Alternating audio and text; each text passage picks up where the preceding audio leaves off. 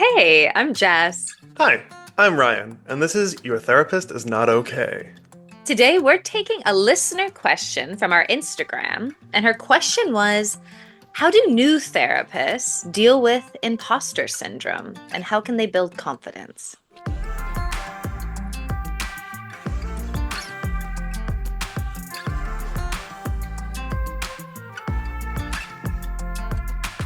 This is a great question to tackle today.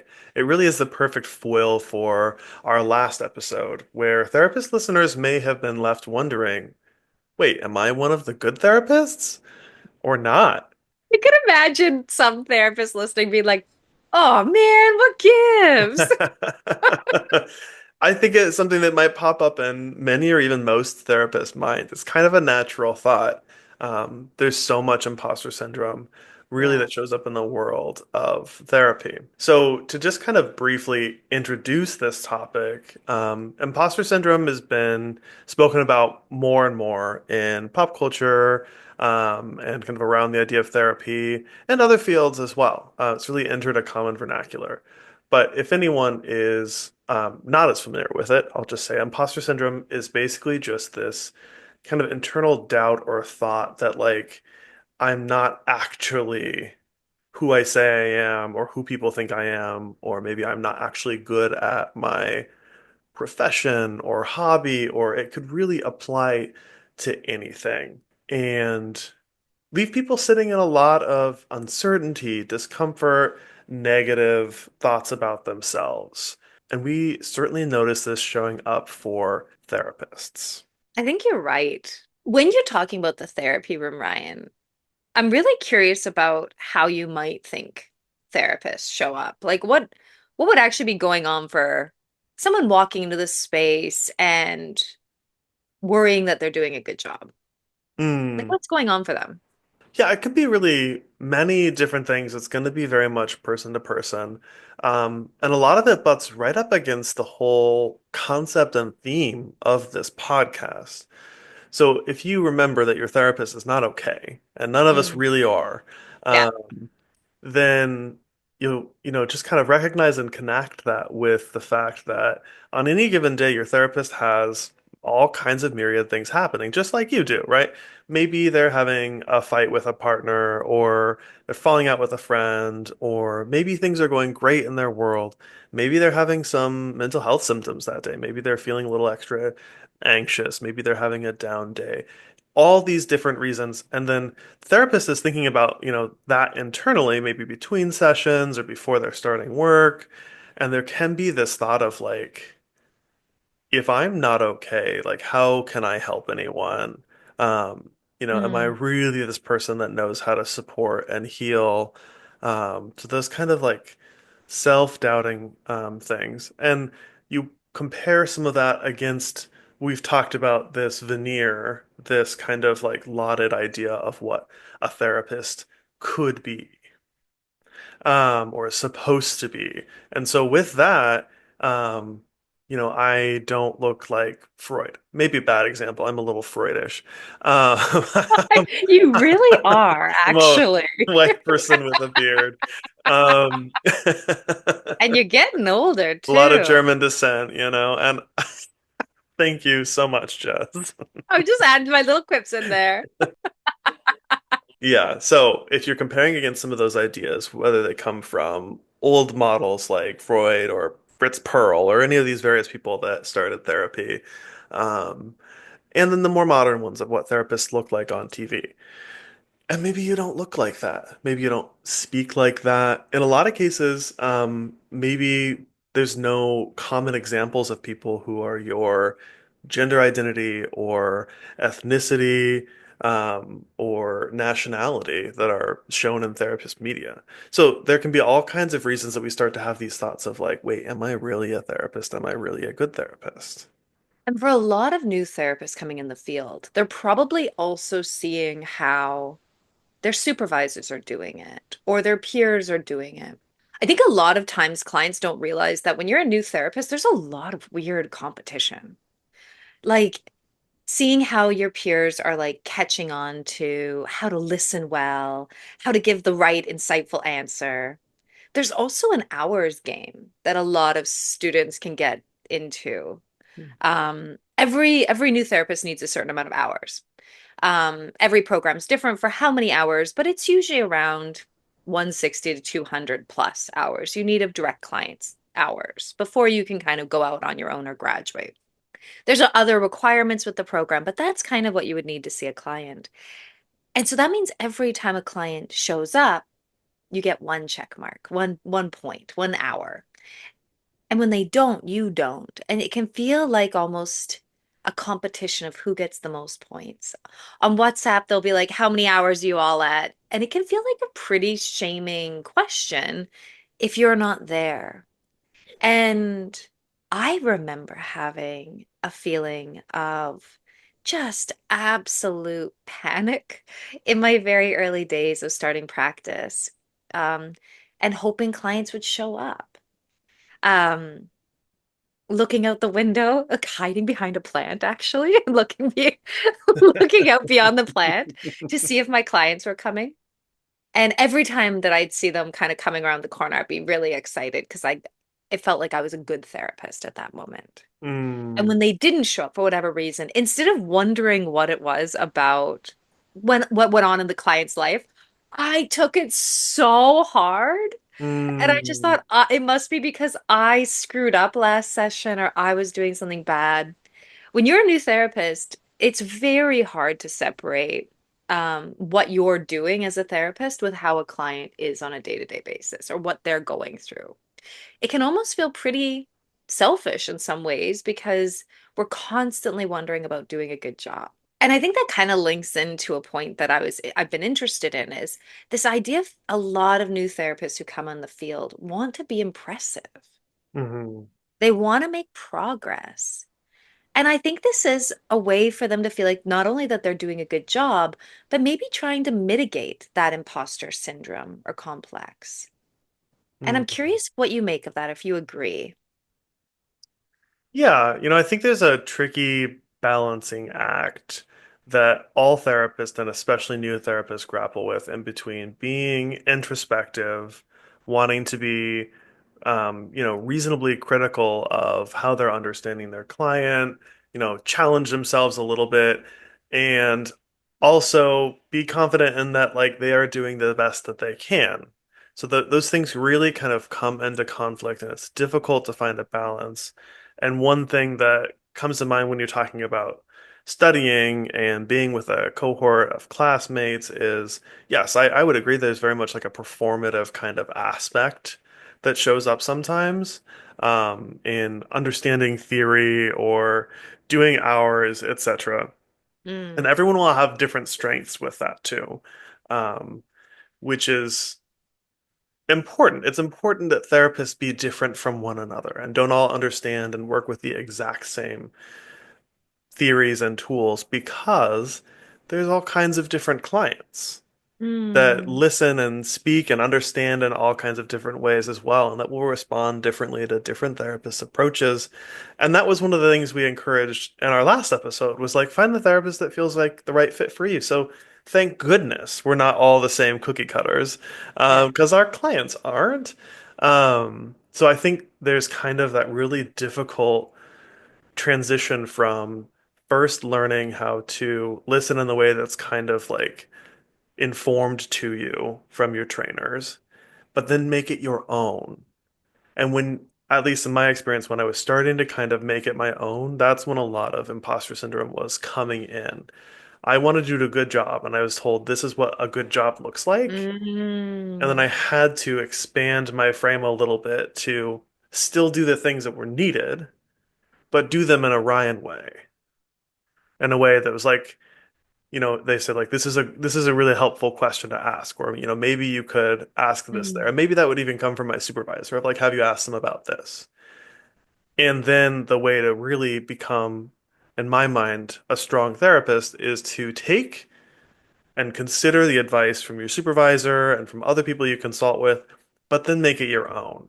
Not say mm, verbatim the question that your supervisor asked if it's not a question that feels like your question. mm, When it comes to progress that you brought up, I think that is a huge component, of course, of understanding where imposter syndrome comes from.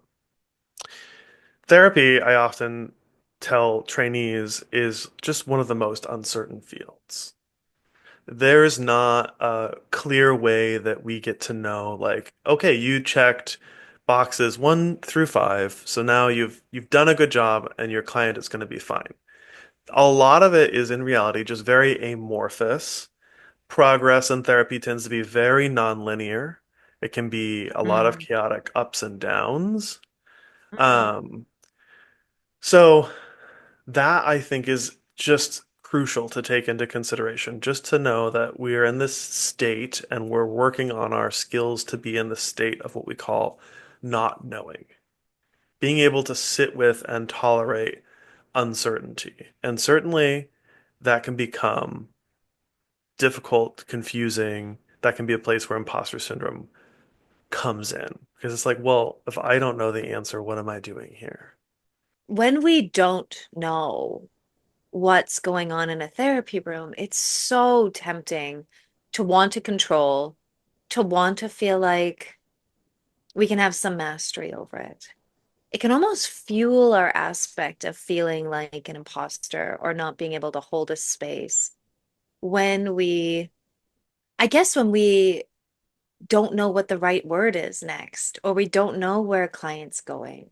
And I love that aspect of thinking about it being like one of the only professions where unknowing is kind of part and parcel of the job. I've never really experienced a client that I've fully understood by a 20-minute consult. There's a myriad of unconscious things that make us who we are. Very rarely does a presenting issue become the thing we're talking about a year later. There's something deeper, more profound, something that neither of us would have understood. We constantly are changing. And so it's almost like you enter this landscape of getting to hear a client's story, and then you go into this space where neither of you know where you're going. And so if you feel like progress is the way to kind of help you feel like you're not somebody who is an imposter, you're a good therapist, it can be really tricky to know how to go into that space of unknowing, Hmm. to know what question to ask, or how often when we're nervous do we listen to someone to think about what the next impressive thing we get to say is. Right. All the time. Yeah, it's so tricky to listen to someone and just listen to them and then figure out what we want to say based on being present with them. Absolutely. And I guess that to me was a big takeaway ultimately from training, that the really hard thing that they're teaching us beyond the typical guidance and steps about how to give a reflection, how to ask an open question, etc.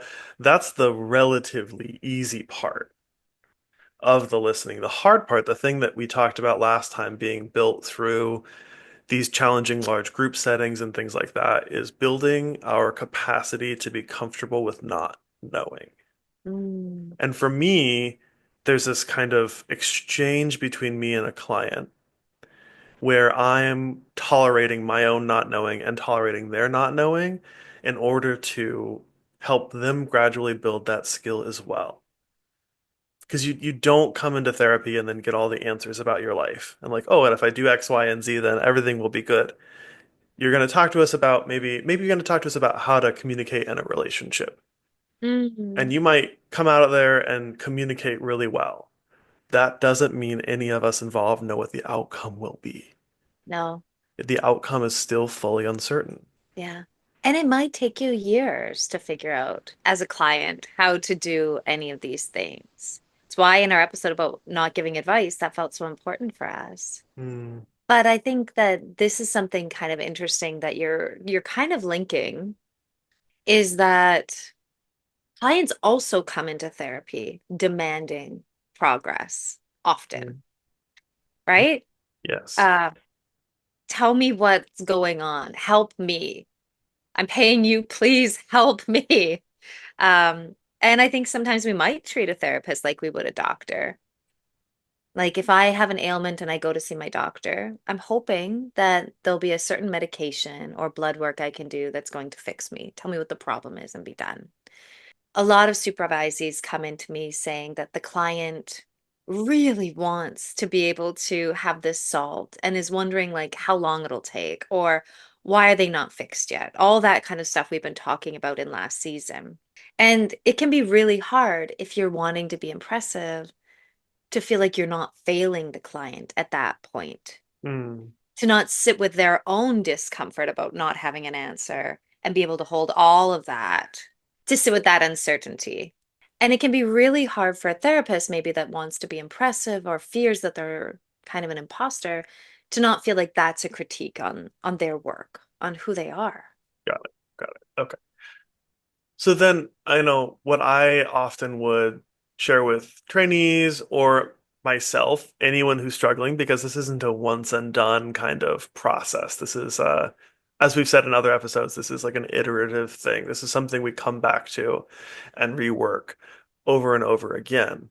Um, what I find clients are really seeking in that moment is, yes, progress, as they've said, but also someone to really understand the frustration, the pain, the confusion that they're sitting in by Mm, not having an answer.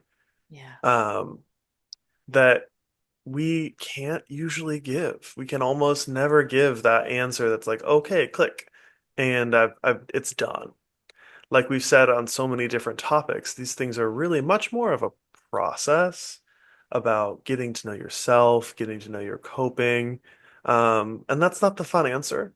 That's not the immediately kind of soothing answer of like, Yeah. oh, yeah, you're gonna try over and over again and it's really gonna be rough a lot of the time. But you'll get better over a course of perhaps years.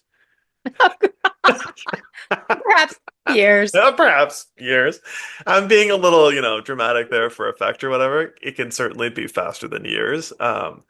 But it goes kind of issue by issue, and like you'll get to more depth over time as well, and be increasingly robust at not being sure and about knowing when those painful feelings come up and how to support yourself through them. Well, I think this links into kind of our final thing we want to talk about, right? Which is what do we do about imposter syndrome, right? The question was, how do we also become robust therapists? And what you're saying is kind of one of the things that I often talk to my supervisees about. My first point of advice, usually for new therapists in the field that are worried about being an imposter, is that it's actually usually not the impressive thing that makes us good therapists. It's usually the stillness, the question, the small reflection back, the being real with ourselves. And I'll get to that in a second, but all of those things make us really good therapists. Knowing when to allow silence. Or my favorite thing that I work with all the time is called congruence, which is instead of trying to be impressive, I might, with a client, say, I want to say the perfect thing right now. And I'm thinking that's probably because you and I are both feeling a bit stuck. And I'll use my very feeling to be what I reflect back. Because usually it's in that grappling that we really start to understand maybe more of a client's process and what's happening here, or staying with that anger of Mhm. a client wanting process and being like, that must be so frustrating that you've come here week after week and we're here. hmm And that actually, we've talked just a little bit in the past about self-disclosure. This is a master class that you're getting from Jess in self-disclosure. The kind of self-disclosure that is generally going to be good for a therapist is in this moment, how am I feeling about this work that we're doing together? So it's a self-disclosure and that sharing a feeling of yours with your client that's about connecting with and understanding them better. Mm. So usually when we're doing self-disclosure, it's not saying like, "Oh yeah, one time this happened to me at the McDonald's." That's not. good therapist self-disclosure, right? I don't know, it was a weird example, but I loved it. that's what pops into my No, brain. no, lean in, I lean in. don't That know was how great. long it's been since I've been to McDonald's, but there it is. Um, that, example of that Jess just shared, like that's good self-disclosure. Anyway, I just wanted to put a little pin in that, pass it back to you now. No, I like that because we did talk about self-disclosure back in a few episodes ago. This idea of congruence is really tricky because we never do it in day-to-day life. Generally speaking, it's like, oh, I really want to say something really good. What am I going to say? We'll usually try to then just say the good thing and be Hmm. impressive rather than say, I'm trying to be impressive right now. Is it Hmm. working? There's been times with clients where I'm like, I just want to say the most profound thing because I feel a bit stumped. And it's with the clients I've probably been working with for a long time. But it also just shows the reality, our humanity.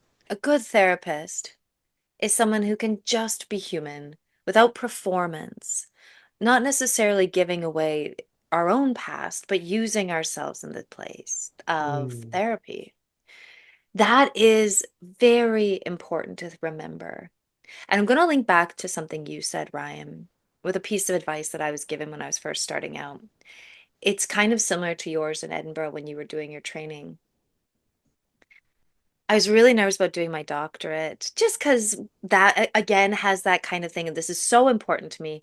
What if I'm not good at it? Like, there's all my eggs are in this one basket. yeah. If I wasn't good at this, I don't know what else I was going to do. So it has a little bit of fear attached to it every time we put ourselves out there for something that matters. And this counselor who was near retirement Mm, said, this program actually is going to take a lot of bits from you. Don't let it. mm, The thing that is bringing you into the program is exactly the thing that's going to make you a good therapist. But you're going to be learning a lot of theory and you're going to be seeing a lot of people do it differently. Don't let it take that away. mm, And I mean, this was years and years ago, but that felt really important because what she was really saying is that most of us come into this field with a desire because we're good at this. mhm, And when we learn a lot of theory and we're not quite getting the techniques down, for example, congruence is another technique that we might not immediately get down. It's easy for us to turn inward and think we're bad at this. mhm, And reminding ourselves of that inner fire that makes us good at this is actually one of the best ways that we can kind of crawl back up into confidence. mm. Absolutely. My mind is on fire right now. Like this is very exciting and engaging conversation. I'm Yeah. just kind of thinking about that idea, and some of our favorite philosophers are Deleuze and Guattari. And I'm not going to go too far off the deep end because they are wacky in a word. Yes. But they do talk about this concept of desiring machines, that basically desire generates something. And that sometimes, and especially really traditional and old therapy training that these theorists kind of railed against, Hmm. there's a lot of like taking away the desire, becoming a blank screen, becoming neutral, applying the same kind of principles and outlines to every single case. And Hmm. this they really hate. Yeah. And for them, the actual engagement and use of desire, the desire to get better, the desire to heal others, generates something that is Mm. maybe where some of the magic of therapy comes from. And then, to also link this congruence and self-disclosure, person-centered theory actually has this kind of perfect way of capturing that when they talk about internal and external congruence. Mm. So, one thing that we're encouraging new therapists to do is engage in your internal congruence consistently. And that just means acknowledge what's coming up for you, what you're feeling, etc. Most of the time, that internal congruence doesn't need to become external congruence, by which we mean sharing those feelings. You have to be discerning about when that's going to happen.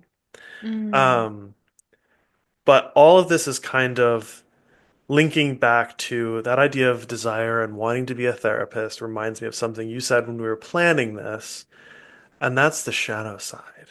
Yeah. Where does kind of the shadow side, or what people are now calling shadow work, come into imposter syndrome, Jess? I think sometimes when we have a bad feeling, let's use imposter. If anyone found out who I really am, they would never want to work with me. If anyone found out that I have mental health issues, they'd never want me to be their therapist. If anyone found out I'm having a fight with my husband, they would never want me to be a couples therapist. It's so on and so forth. All of that is deep, dark thoughts the imposter then lives in. Our imposter lives in us knowing our true dirt and terrified that anyone that sees it is going to reject us. And that shadow, the persona that we put out in front of us is what we want everyone to see. Right lurking behind it is our shadow. And the shadow, we often try to banish it. But if we lean into it, imposter syndrome is telling us something. What is it telling you?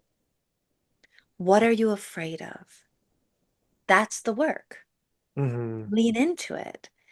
And once you are able to start to realize that, then you're not going to make a client feel the pressure to have progress when maybe they're just fine in therapy. Hmm.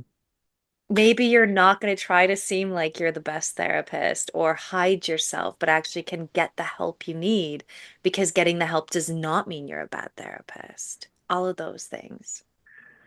And that kind of that shadow work is like a very deep kind of internal congruence where you're really trying to say, so I'm having this fear. Why am I having this fear? And then really owning it so that, like you're saying, like we don't put it on our clients or other people to prove to us that we're a good therapist. That's the shadow leading. That's the shadow at work, trying to Mhm. get the satisfaction that it needs through kind of seditious means. Yeah. Yeah. In fact, there's a leading kind of Jung scholar, Stevens. He wrote a lot of books about Jung, including like the very short introduction to Jung. Um, and he talks about how Jung refers to the this disowned subpersonality because there's inevitably something shady about it, hidden away, and there's this like this notion of it being manipulative to Mhm. have very basic needs met. A lot of the shadow stuff might be things about not feeling good enough, Mm. not feeling loved, not feeling special, like all these different things that we then try to coerce others and ourselves into reassuring us. And it's essential for good healing, but especially essential for therapists who are Mhm. tasked with supporting others to internally meet those needs as much as possible, meet and understand your own needs so that you don't let them contaminate the therapy room. We're talking, as you were talking, about this aspect of the shadow and how much you like the word shady, Ryan. It's in the Stevens quote. Is it It's in, the reason you grabbed this quote is so you're like, oh, shady. yeah, that's correct. I know. You know, when you my shadow is that when you were talking about how if people really found out who you were or who one was, would they want them to be their therapist? I was thinking they'd want me to be their therapist more. So shady. And that, listeners, is something I need to work on. Maybe it's just confidence. It's hubris, but confidence. Well, maybe it's Maybelline. I don't know. Maybe it's Maybelline. I um I was thinking that as we're talking about the imposter, as we're talking about this, actually, we're using the therapist as an example of what an imposter looks like. But it feels like everything we're saying about our hidden motivations, leaning in, what it might do, and how we might manipulate others, that's every imposter syndrome. Yeah. We're linking this to being a good therapist. But if you are feeling like an imposter in any position in life, actually, I think what you're saying and what I'm saying could kind of actually ring true for all fields and all kind of feelings of this. hmm Absolutely. And really, those feelings of imposter and the difficulty in navigating where their roots might be in the shadow can be a really helpful thing to bring to therapy if you're a client. Mm-hmm. And I've, Absolutely. many clients have brought that in places I've practiced in the past. Mm-hmm. One thing that you and I do a lot, and Hmm. we're actually doing it probably in the spring. So for any therapist listening to this, please message us. We actually do an intensive course on understanding yourself. That will come into the imposter. It'll also do a lot of work with navigating our shadow side. So if you want more than what we're just saying in the limited time of a podcast, the easiest way to message us is at centeredself.ca, or you can go on our like therapist is not okay DM us on Instagram because being able to start to navigate this stuff, it's not for the faint of heart, but it can really allow you to feel confident in your practice because there's a bit of an irony to being a therapist. And the irony in it is that you're a great therapist when you start to lean into the things that make us faulty and real and that we're not hmm okay. So it's kind of this aspect of the more okay and professional you try to be, probably the less real you're being. And Mm. then not as good as a therapist as you could be. Yeah. And for anyone listening, I guess, a takeaway for me that I would share is just that one of the keys to working to, kind of feel at peace or at ease with imposter syndrome, is to really listen to those little needs. Those, I mean, like your kind of animalistic needs, your younger self needs to feel supported and validated and loved. Listen not to the manipulation on the surface that says, I need people to give me compliments or, whatever it might be. Listen behind that and hear and, kind of love that need coming from what's probably a smaller, younger version of you. And do what you can to give that to yourself. Thank you so much for this question to our dear listener that messaged us on Instagram. Keep these questions coming. Ryan and I absolutely delight in being able to just tackle your questions because they're generally topics that are so important and so relevant to our field. And we come alive getting to answer listener questions. So thank you. We really do. Thank you so much for listening to Your Therapist Is Not Okay. Thanks so much for listening. If you enjoyed this episode, check out our others. And stay tuned for even more episodes coming up. Follow us and leave a review on Spotify or wherever you listen to your podcasts. And please tell your friends. You can also follow us on Instagram too at Your Therapist Is Not Okay. Also, if you have any questions that you want us to answer, send us a DM there. We would love to answer your questions. And a lot of our topics come from listeners just like you.